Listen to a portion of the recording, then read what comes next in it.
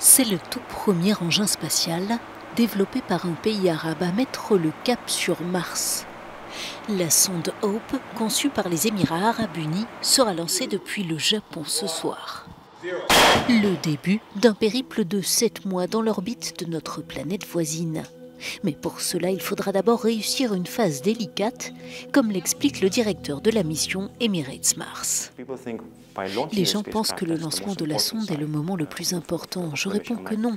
Atteindre Mars est une autre phase très importante de la mission. C'est ce que l'on appelle l'insertion dans l'orbite de Mars. Si vous allez trop vite, vous ratez Mars, et si vous allez trop lentement, vous vous écrasez sur Mars. Cette mission doit permettre d'en apprendre davantage sur l'atmosphère et la météo de la planète rouge. Ce que nous allons faire sur Mars, c'est étudier le climat durant toute une année martienne. C'est approximativement 2 années terrestres. Nous allons mieux comprendre la dynamique du système météorologique, ce qui se passe sur une année entière et au fil de la journée, et quelles sont les variations saisonnières sur les 2 hémisphères de Mars.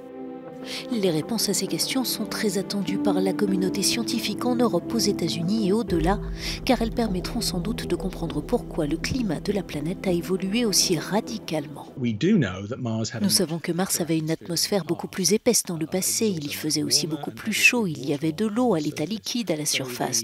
Donc l'objectif de cette mission et d'autres études menées par MAVEN et d'autres satellites comme le Trace Gas Orbiter de l'ESA est d'essayer de comprendre la manière dont l'atmosphère se perd sur Mars.